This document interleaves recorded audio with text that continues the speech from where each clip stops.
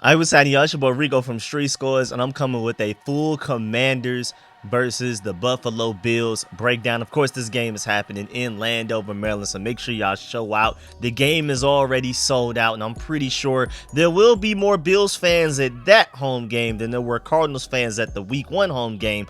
But I'm pretty sure still with this new Josh era, new Eric Bieniemy, new Sam Howell era that we got going on starting 2-0, I'm pretty sure we're still going to have at least somewhat of a home field advantage, so I am excited. Of course, we're coming with a full breakdown. We're going to take a look at a lot of matchups. I'm gonna bring so many crazy advanced stats today. Defensive line ones, quarterback, offense, all kinds of stuff. Even a really interesting Kendall Fuller advanced stat, and basically how he's been locked up so far this season. That's why you haven't heard his name mentioned much. If you're a corner and your name hasn't been mentioned, you must be doing a good job. So we're gonna take a look at certain matchups like Washington Commanders D-line versus Josh Allen, containing him, nerfing that. Also, how our offensive line may be able to hold up against this Bills defensive line to protect Sam Howell. Also, Sam Howell's going to need a really good run game to complement him. We're going to take a look at that. All kinds of stuff, man. And of course, I'm also going to give y'all a big time injury report. We're going to start the video with that. So before we dive into all of that, make sure you stiff arm that like button, stiff arm the subscription button, and stiff arm the bell next to that subscription button so you get notification each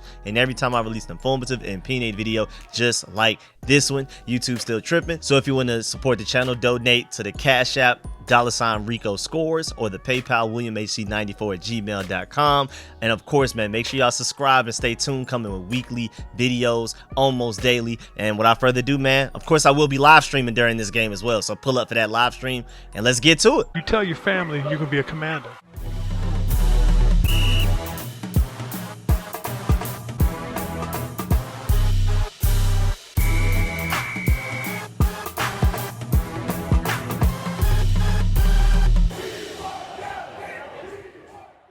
All right, so first of all, before we even dive into the full injury report, just to let you know, Cameron Curl and Curtis Samuel are both dealing with flu-like illnesses right now, so they're going to be questionable heading into Sunday's game. They didn't participate in practice today, as in Friday, even though by the time this video comes out, it will technically be Saturday. But either way, Friday's practice, the last and final practice before we head into that Bills game. Cameron Curl and Curtis Samuel did not practice because of that illness, so even though they were full participants basically and were good to go, and like we weren't worried about them being hurt at all until Friday when this sudden illness came out. Now the Commanders are predicting that they'll play, but of course if they're questionable, that means that they're not 100% certain. I'm assuming they will, but again, you never know. Now going to the injury report, the only player we have out is Logan Thomas, of course, with the concussion situation, that dirty hit he suffered in that touchdown that he had against the Broncos. That was crazy. I still don't know how he held on to that. That was an amazing catch. That's one of his best catches of his career, but sadly it was because of a tragic moment that made it one of his best catches. I truly don't know how he held on to that ball after a hit like that, but of course he's going through concussion protocol. I knew after that hit we wouldn't have him until at the very least the following game after the Bills. I just didn't expect to see him against the Bills, and who knows if he'll even be available for the game after that. We'll see. So he's out. Everybody else is good to go. Nick Gates good to go. Jatavius Martin is finally back. He's been dealing with a concussion since the Cardinals game. He's back and ready to go. Deron Payne dealing with that ankle injury, did not participate in Wednesday's practice, limited in Thursdays, and then a full participant in Friday's practice like nothing happened. Again, even when he came out during that game against the Broncos, he came back in, so I already knew he was good to go. Pretty sure they just limited him this week just to kind of not make a bad injury worse, and he should be good to go. And Brian Robinson with his hip injury was a full participant in all practices this week, so he's good to go as well. And even notably, Terry McLaurin is not on the injury report. That lets you know that he's pretty much 100% ready to go, or basically as 100% as football gets. Also, before we go to the Bills side of the injury report, great news. I know a lot of y'all may not care about him, but I'm keeping tabs on my boy. Ron Rivera said tight end Armani Rogers, who is out for season because of an Achilles injury he suffered in May, is no longer in a boot and progressing in his recovery. Rivera said he's in the building constantly. He's a gym rat, and he even sits in on team meetings and all of that, so he's still fully engaged and all that type of stuff. I'm expecting him to bounce back even better than he was before he got hurt. Super excited about his future, but that has nothing to do with the 2023 season, so we're moving on quickly. Now the Buffalo Bills, they look like they're good to go. Everybody on the injury report is good to go. No outs, no questionables, no nothing. linebacker Terrell Bernard, tackle Spencer Brown, running back James Cook, my Georgia Bulldog, yes sir, defensive end Leonard Floyd, safety Micah Hyde, tight end Dawson Knox, defensive tackle Jordan Phillips, and cornerback Tre'Davious White. Everybody else is good to go. James Cook only missed a day of practice because of some personal reasons, but he's good to go and he should be fine. And then Tre'Davious White just had a couple of days of rest, so I think he's good to go as well. So the Bills are looking fully healthy. We're not super banged up like a lot of teams. Like, man, the Cowboys just lost Trevon Diggs for the season. A lot of teams are losing players for the season right now. So we're considered fairly lucky. I mean, I know we have Fedarian Mathis and FL Bada and a couple of other guys on IR, but we don't have any like serious injuries right now, while other teams are suffering serious long-term injuries. So we're pretty lucky. Even though the Bills are healthier than us, I'm not complaining because it could be way worse if you look around the league. Now, let's go ahead and get to a lot of the matchups. We're going to start with the Washington defensive line versus that Bills O-line, and most notably Josh Allen, because that's a hard guy to tackle. He's one of those quarterbacks that Big Ben effect, but even faster. So that's dangerous. We struggle with getting them down to the ground. We can pressure them, but you got to get them down to the ground, man. That ability to break sacks, break pressures, and end up making something off schedule are some of the most dangerous explosive plays he creates. So not only pressuring them, but bringing them down to the ground. Last time we played them a couple of years ago, we weren't able to do that as much as we should have. But hey, man, this pass rush is a little bit different now. Now everybody's fully healthy. Everybody's ready to go. This is a new improved Chase Young that has better technique than the last time we played the Bills and everything. I'm super excited. The Commanders right now are tied with the Cowboys for the most sacks in the NFL with 10. Now, that's one statistic that I already said in my previous videos this week, but you know, a couple of statistics may repeat, but generally in this video I'm gonna bring and present a lot of new statistics that I haven't presented to y'all. So man, stay buckled up, man, because it's about to get crazy. First of all, the Washington Commanders defense generated 37 pressures versus the Broncos. That was the most in week 2. We need that exact same situation going against the Bills. If anything, we need more from them because this is a tougher opponent, a better quarterback. Also, if Montez Sweat gets at least 1.5 sacks against the Buffalo Bills, he will become the 5th player with at least 1.5 sacks in each of his team's first 3 games of the season, since individual sacks have become an official statistic in the NFL since 1982. The only others are Mike Gustinu, 1984, Kevin Green, 1998, DeMarcus Lawrence, 2017, and Hassan Riddick, 2021. So Montez Sweat can be in very unique company if he goes out there and just gets 1.5 sacks once again. Also, don't sleep on Chase Young. That boy right now has the 5th highest pass rush win rate. Now, granted, he's only played 1 game, but still, you have Myles Garrett with a 31.4, not surprised. DeMarcus Lawrence with a 30.8. Josh Uche from the Patriots with a 30. Nick Bosa with a 29.7. And Chase Young in 5th place with a 26.7. So as of right now, according to advanced statistics, Chase Young is a top 5 pass rusher in the NFL. Man. And then again, Montez Sweat already gave you those stats. Deron Payne is shutting stuff down. Jonathan Allen is still ridiculous. We need all of that against the Bills, y'all. Please, we need that. You cannot have an off game against the Bills. We're going to need every bit of one of y'all's helps in this situation because the Bills are a tough team, man. I know that first game of the season, they looked a little crazy. Then they bounced back big time against the Raiders and dominated like they should have. And you got to remember, just to kind of do like a web of connections, the Bills just dominated the Raiders by like 30 points. The Broncos lost to the Raiders, and we beat the Broncos. So what does that say about this Bills-Commanders matchup when it comes to that? So we got to play better than what we have played against the Broncos or the Cardinals. We can't be down early against these teams we should be able to be better than and beat. And then the Bills, we just got to hope they don't go crazy like they did against the Raiders. We got to hope that both are true. But at the end of the day, we can't control what the Bills do. We just got to go out there and be better than how we've been the first 2 weeks. We're 2-0. Everything's exciting. We're having fun, scoring more points per game than we've done in a long time. But at the end of the day, man, we can't have these slow starts going against the Bills, bro. So moving on, starting with slow starts, man, that boy Sam Howell is gonna need some help. We're gonna talk about the offensive line soon and versus the Bills D-line, but also, man, this Commanders run game, we need them to help out Sam Howell. We have some help because Brian Robinson is 4th in the NFL with the most 10-plus yard gains in the NFL right now. That's including receivers, tight ends, everybody. You have Justin Jefferson, number 1 with 8, of course. Bijan Robinson second place with 7, not surprised at all. CeeDee Lamb with 6 in third place, tied with Brian Robinson. So CeeDee Lamb and Brian Robinson are both tied for third. My fault, I said Brian Robinson was fourth. They had him last. But they're both tied for third for the most 10-plus yard gains out of the entire NFL right now. We need that explosiveness to continue. I know a lot of that is the offensive line as well, but also Brian Robinson and Antonio Gibson just did a better job of getting yards after contact in that Broncos game that they weren't getting against the Cardinals. Against the Cardinals, they weren't making people miss. They weren't breaking tackles. None of that. Wherever they got touched, they went down. It was weird. I'm not used to seeing that from Brian Robinson or Antonio Gibson, especially not Brian Robinson. So I'm happy that they bounced back and looked how they were supposed to look against the Broncos. The offensive line matters a lot, especially when it comes to that screen game where Brian Robinson has gotten a lot of his big plays. But most importantly, man, those running backs are going to have to make some people miss, and they're going to have to break some tackles and get some yards at the catch. Also, Brian Robinson amongst running backs and out of the entire NFL right now, he's 8th in rushing yards after contact with 102. Again, if he didn't have such a poor Cardinals game, maybe he would be higher than that. Maybe he'd be top 5.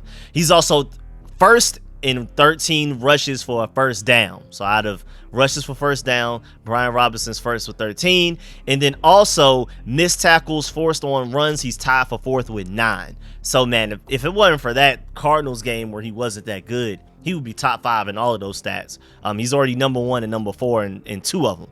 And then moving on, of course, along with a great run game, this offensive line is going to have to pass protect, man. And this Bills defensive line is interesting. There's a lot of talent. Man. Greg Rousseau, they got AJ Epinesa off the bench. If you remember him coming out of college crazy. Don't forget they got Tim Settle off the bench. They got Shaq Lawson in the rotation. Jordan Phillips. Then you get to the starters. Leonard Floyd, Daquan Jones, Ed Oliver. Remember him coming out of draft, people hyping him up saying he's going to be like the next Aaron Donald. He hasn't been that, but he's still good. Individually, I prefer Deron Payne and Jonathan Allen over him, but don't sleep like Ed Oliver's not a really good defensive lineman. And then, of course, like I already said, Greg Rousseau. This is a really good defensive line, great depth, everything. Thank goodness Von Miller isn't out there, boy.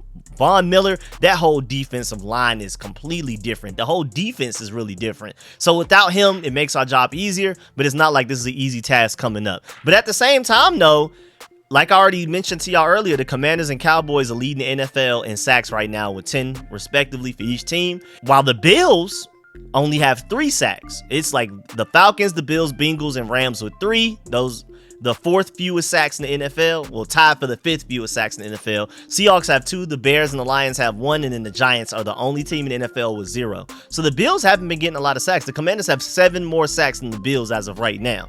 Hopefully we keep those stats. We keep that trend going. Commanders up, Bills down. We'll see. But at the same time, when it comes to havoc rate, which takes into account tackles for loss or no gain, forced fumbles, interceptions, pass deflections, or pressures divided by total plays, the Cowboys are number 1 by far with 80.2%, which is absolutely insane.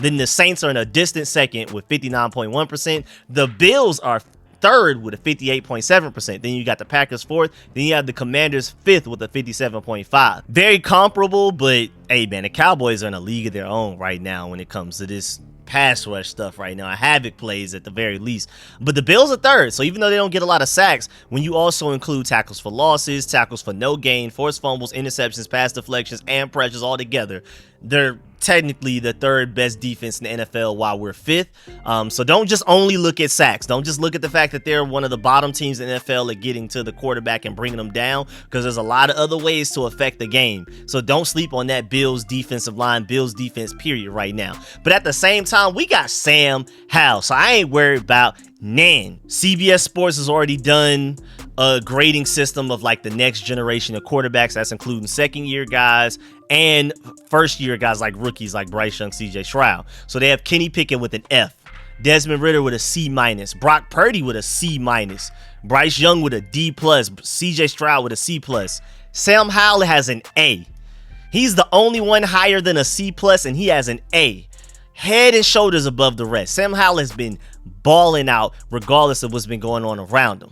Also, I like the fact that Sam Howell is motivated because he liked the post of the Broncos radio show saying, quote, he wants to turn the ball over, unquote. So after that Broncos game, he went back and listened to what the Broncos media was saying about him, saying that he wants to turn the ball over. And what do you know? No turnover-worthy plays, let alone no interceptions, while Russell Wilson had an interception and several turnover-worthy plays. So, man, that's a guy that's motivated and is listening to what the outside noise is saying, but it doesn't let him affect them negatively. If anything, it just motivates him to be better. Also, speaking of a lot of random advanced stats, Sam Howell ranks 4th through 2 games in the lowest percentage of off-target throws at 9.4%.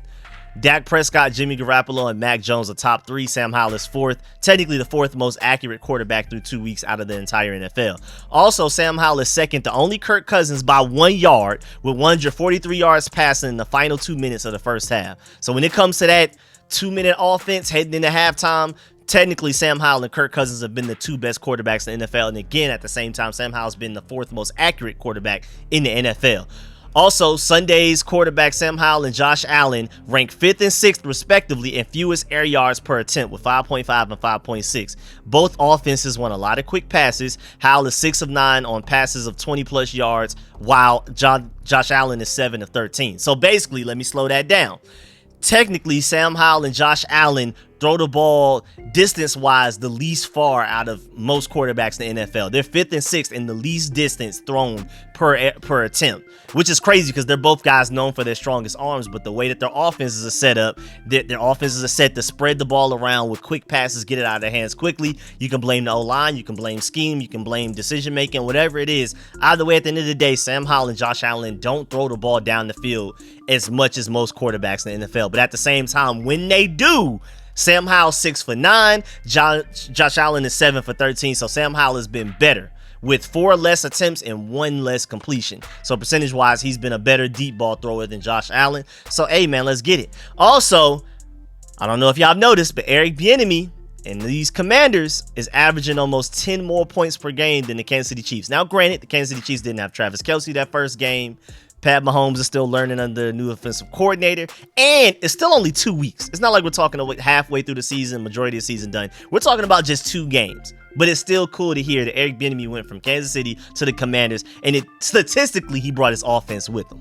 I still think the Chiefs are going to be one of the most dangerous teams in the NFL. I'm not worried about their offense at all, especially if everybody gets healthy. But Eric Bieniemy is showing that he was a lot of that right now. That's definitive. Also, moving on, this secondary has to be great, bro. Trevon Diggs, that boy Dalton Kincaid hasn't taken off yet, but we don't want to be that team where he starts. They have so many weapons all over the place. They got my boy James Cook out there, who's basically like a J.D. McKissick, but more explosive.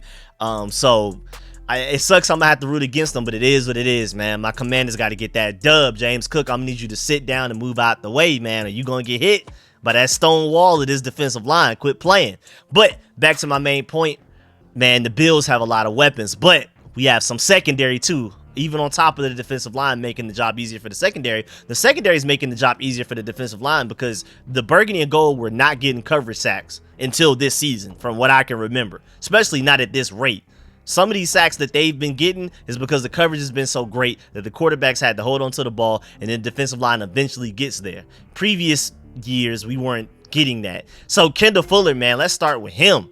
He has a 9% target rate, best among all quarters with at least 50 coverage snaps. And he also has 0.2 yards per coverage snap allowed, which is crazy, bro. Crazy. So a lot of the attention is going to Benjamin St-Juste and Emmanuel Forbes, and Kendall Fuller is quietly having one of the best statistical seasons out of any corner in NFL. Also, don't sleep on this. 17.5% of the Commanders' defensive snaps ended negative yardage, which tops the NFL right now. You have the Commanders number 1 with 120 defensive plays, with 21 of those being negative yardage plays, which is a 17.5%. First in the NFL, point blank period, stop there. Then you have the Dallas Cowboys after that with a 15.32% with 17 negative yardage plays. Then you have the Carolina Panthers 3rd, the Indianapolis Colts 4th, and Tampa Bay Buccaneers 5th. But right now, when it comes to defensive snaps that ended negative yardage for the opposing offense, the Commanders are number 1, and it's a considerable gap between us and everybody else. I'm telling y'all, man, this is about to be a clash of titans. A lot of people are sleeping on us thinking the Bills are about to just walk to a win. Do not sleep on us. Even as a Commanders fan, I'm excited. But We've talked about offense. We talked about defense. Don't forget about that special teams, man. That boy Cameron Cheeseman was easily the main reason we missed at least one of those field goals against the Broncos. We got to get that together.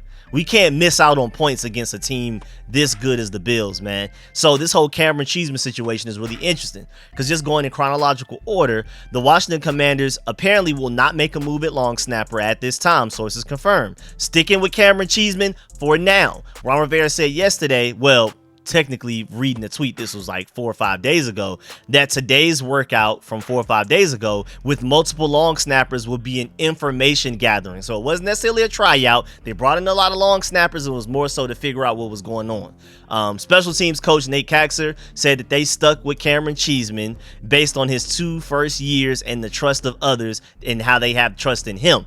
But Nate Kaxer did say today, and this is September 22nd when he said this, the leash is definitely shorter. They feel good about how Cameron Cheeseman bounced back, but the leash is shorter. They're going to stick with him for now, but they're watching him like you keep messing up and making Tressway's job harder to to receive the ball and place it for Joey Sly, and Joey Sly's job harder to make the kicks. Hey man, you better watch out.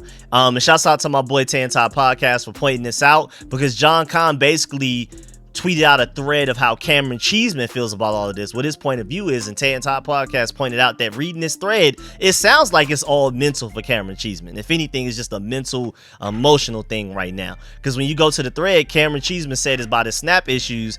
Quote, as far as changing the grip, it wasn't as much that. I actually really didn't change any technique per se. It's more or less just continuing to adapt and evolve and just grow. You're going to have hiccups along the way no matter who you are. My mentality hasn't changed. I'm positive about everything. Blessed and grateful to be here. I'm still trying to be perfect, whether from snapping standpoint, from a mechanical thing to something mental. I'm taking a full look at it and evaluating all aspects. And he keeps going and going and going and going and going. He even talked about the long snapper tryouts that we had earlier this week. Now, again, Ron Rivera said that it was more of an information gathering than anything, but still, there were long snap tryouts. And he said, quote, Cameron Cheeseman responded, quote, it's the reality of the league. I was fortunate when I came into the league, I didn't have to compete with anybody, which is rare. It can be a wake-up call, but it doesn't change my mindset. It's good. It will be all right, unquote. And again, there's so much more that he talked about in this thread, but we're going to leave it there. Otherwise, we'd be here all day. But Ron Rivera talked about the situation. He said, as far as long snapper goes, quote, we're going to grit our teeth with him and let him fight his way past the struggles. But Washington now has a list of long snappers they can call if the struggles continue, unquote. So that's another thing. Not only did they do it for like an information gathering, like, hey, man, so, okay, we bring in these long snappers. Cameron Cheeseman struggling. What are y'all doing right? What is he messing up at? We'll pay you. Just tell us what he needs to do better so we can fix him. Thank you for coming. We just need to fix him. But also, while they were there for these supposed tryouts, information gathering, whatever you want to say it, at the end of the day, Cameron Cheeseman won the job if there even was a legitimate tryout. But either way, now they've gotten a good look at some long snappers, and if Cameron Cheeseman continues to struggle, Ron Rivera even acknowledged the fact that, hey, man, now we have some names that we can bring up. Like, Cameron Cheeseman sucks right now. We're ready to move on, and at least we have a list of guys that we can go to when in doubt. And we've already tried them out once. We may bring them back for another one. Hopefully we don't reach that situation. Hopefully we don't get to that point. Hopefully Cameron Cheeseman fixes it as of this Bills game and we don't have to worry about it ever again. Also, Ron Rivera was asked if long snapping being a hot topic is quite the departure from recent years with very weighty topics, and he said, quote, it's kind of a delight, to be honest with you. We've been able to focus on our players on the field, unquote. And that's a great question. Whoever asked that, I think that was Ben Standig. Thank you for asking that, because that's a great point, man. Ron Rivera's like, hey, man, the biggest problem we have in our press conference is you're asking me about Logan Thomas being out, Cameron Curl and Curtis Samuel having the flu right now, and Cameron Cheeseman struggling with long snapping duties right now. That's it? No scandal, no drugs, no sexual harassment, no Dan Snyder did that, no our athletic trainer, head of athletic trainer did that, raid, no dealing with cancer, no Alex Smith chaos and his injury managing that and all kinds of headaches that came with that, like name change, all kinds of stuff, man. Offensive coordinator, people coming for his head, Ron Rivera having to take those bullets, Jack Del Rio off the field, we all remember that situation, we ain't forgot about that. So Ron Rivera is just like, man, finally, at least all of the questions of football, even though we do have some problems remaining, we still have some problems that we're dealing with, at least it's all football. Thank goodness. So, man, I really appreciate that insight. I didn't even think about that. Also, before we get up out of here, if the Commanders beat the Bills on Sunday, Sam Howell will become the second Washington player in the Super Bowl era to win each of his first 4 starts in the NFL. Only other person to do it was Billy Kilmer. He did it all the way back in 1971. That's crazy. That was before we even win the Super Bowl. Like, we went on that late 80s, early 90s run. That's crazy. The last time Washington started the season 3-0 was also the last year we won a playoff game. A long time ago. Also, the Commanders have announced that the Sunday's game against the Bills are officially sold out. I already said that in the intro. So, man, shouts out to all of y'all going to that game. We need it. We need as much home field advantage as possible. The players talk about it all of the time before and after games. Terry McLaurin literally had an interview after that Broncos game like, man, we really feed off the crowd. We really need y'all to pull up to every game like y'all did against the Cardinals. We need that against the Bills type of thing. Also, of course, the game preview picks. I try to talk about this every week if I can. You know, NFL, Total Access, whoever this group of people is with Daniel Jeremiah and all of those guys, they predict all of the games, their game picks and everything. And out of 10 people, only one person is picking us to win. And that's Adam Rank, the guy that hates us the most, the one that predicts us to win 2 games a season. He predicts us to beat the Bills out of everybody. Maurice Jones-Drew, Daniel Jeremiah, Cole Wolf, M. Grant, M. Sessler, G. Gordon, N. Shook, Eat Edholm, and K. Patra. None of those guys predict us to win. But Adam Rank out of everybody is the only one, the lone wolf, picking us to beat the Bills 23-21. Very interesting. Everybody else that has the Bills winning, some of them are close, some of them not. Like M. Sessler has us losing 33-13.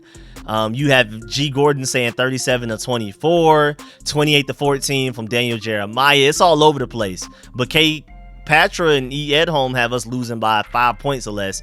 Then you have Adam Rank having us win by 2 points, 23-21. I will take it however we can get it. Shouts out to Adam Rank, man. I never thought I'd be saying that, man, for believing in us. Adam Rank believing in the burgundy and gold win. I don't know what happened to cause that. He must have lost a bet and he was forced to pick us and we just don't know about it. But either way, man, I really appreciate y'all. That's the end of this video. Please stiff arm that like button. Please stiff arm the subscription button and stiff arm the bell next to that subscription button if you appreciate everything we got going on, man. If you appreciate all of the stats, let me know in the comment section if you agree or disagree with any of my points. If there were any points that I didn't bring up you wish I did, because I'm always trying to self-critique myself, so I appreciate all of it, positive or negative. Let me know again how you feel about everything discussed in this video. What are your score predictions? Oh yeah, before we get up out of here, I have us winning 23-20. I predict us winning. I think we'll score less than we did against the Broncos, but I also think we'll do a great job of holding Josh Allen, forcing him to have to kick 2 field goals, holding them to only 2 touchdowns. That's pretty good. I'll take that. But either way, man, that's my score prediction, 23-20. Just one more point of a difference beating the Bills than Adam Rank, but basically the same thing. And of course, let me know your score predictions in the chat as well. And then, like I said, man, if you want to support the channel in any way, please donate to the Cash App, $Rico Scores. Also, the PayPal, WilliamHC94@gmail.com. YouTube is tripping right now, so that's the only way y'all can contribute. So I really appreciate it. And I'm going to catch y'all later. I'm out.